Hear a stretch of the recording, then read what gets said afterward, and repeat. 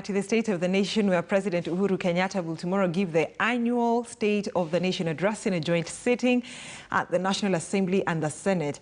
But what areas are most likely to dominate the president's speech, and what political undertones should the country look up ahead of the president's Thursday's address? Now, Elvis Kosgei is in Eldoret and is going to be speaking to residents on the expectations. Elvis Kosgei, good morning. Kindly talk to us. Thank you very much, Brenda. I'm coming to you live from Eldoret, Uasin Gishu County, where I'll be engaging the MC of Cheptiret, Kipchamo Ward. Remember, the county assembly will also play a major role, and some of the expectations that President Uhuru Kenyatta is going to address is the BBI. This is some of the reasons that residents think that they need also to be included.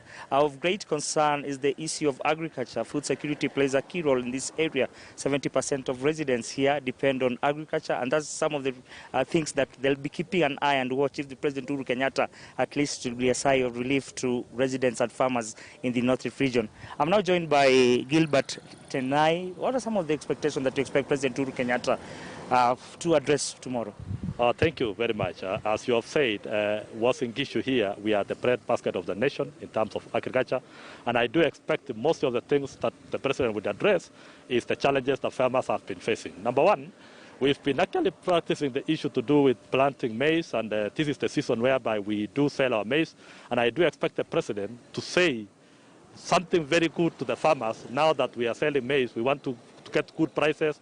We want to get good prices for maize and wheat, and even animals, like what the Northeastern Corridor said the other time, that we also need those particular things to be included in PPI. And I expect this actually from the president, so that when we are going with the issues of PPI, let's have that document including everything to do with a common man who is a farmer.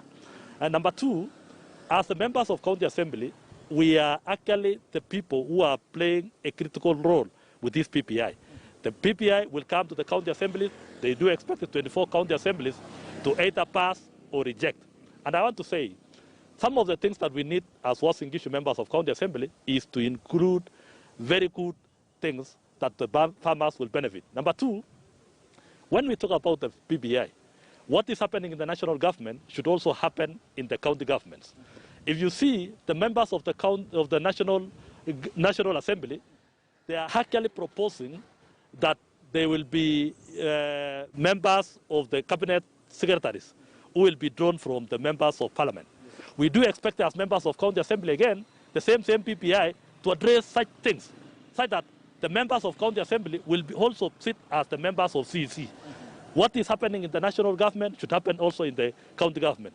Number three, I want to request the president that when he will also be addressing the nation, he should address the nation with the common interest of bringing all the people together. When they shook hands with His Excellency Honorable Raila Amolo Odinga, they forgot the other hands that they had actually started shaking. The likes of Honorable Deputy President of the Republic of Kenya is actually what we as the people of Uasin Gishu are just following. We want also that extension of the handshaking to be extended to each and every common man. For the three tribes of Kenya is actually what we need. When we talk about inclusivity, let's have that very good picture of including each and every single person in the Republic of Kenya in this drive of PPI. Talking of economic paralysis, we understand that since the coronavirus, residents here have been affected. There's been closure of eateries, restaurants and bars. What are some of the measures that you think the president should put in place to cushion a common man here? I know very well that the economy is now down. And even when we talk about that 5% that the president is proposing, that the PPI team is proposing that it will come to the counties, we have been having a problem with the 15% on the disbursement. We do budget as members of county assembly, but the release of money at times bring a lot of problems. The Senate fights with the National Assembly. And I want to say that when Corona came, we've actually had a lot of challenges. The economy now is gone down. And even the people, the places that we expected to be getting money, like the eateries, the bars, the transport sector has been affected terribly. I want to say that the president should cushion this.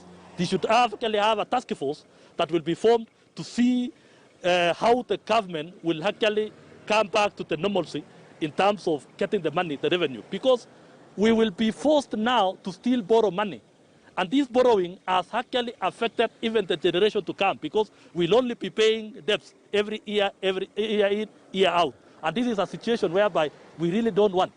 The issue of the big four agendas should have actually been in the forefront. When we said we'll be having industries to create job employment, to get job employment, that thing should have been adhered, not giving a priority to the PPI. We want the president to have also given the priority, the big four agendas, which was actually something that was to improve the economy. And that is actually what we are saying as the members of Wasing Issue, members of County Assembly. I also sit as a member of National Governing Council in CAF. And we will be having a meeting on tomorrow, Thursday, to chart the way forward on how best we will handle deep CPPI. If the economy will be the way it is now, I'm sorry, we might not be in a position even to fund this referendum. And the referendum is a very expensive exercise, just like any other election. And I want to request the president that you should consider healing the nation in terms of economic recovery and promoting PPI. Which one comes first? We want to develop our nation. We want to ensure that resources are distributed equitably. But again, how do we distribute resources which are not there? Because we are now faced with the COVID, a pandemic which has actually affected each and everybody's performance. Currently, as members of County Assembly from Wasing Issue, we are holding our meetings through virtual. This virtual kind of a thing, even to do the oversight, we've been refused even to move together for purposes of oversight. I saw yesterday the Director of Public Prosecution giving a report to the President. I want to say the Director of Public Prosecution should actually include in his own, proposal how to go about the use of funds that were actually allocated to coronavirus. Okay. It has been misused everywhere, both in the national government and even in the county governments. Okay. So that is actually what I expect the President to still address. Thank you very much. That is Gilbert Tenai, the member of County Assembly, and also I'm told that is a deputy whip and the member of National Governing Council. Of course, keeping an eye on what is happening, I'll be updating you what is happening here in Eldoret, Wasing Issue County. Back to the studio. Alvis Kosgei, thank you so much for that interview and what the residents of Eldoret expect tomorrow, and the president will be addressing the nation.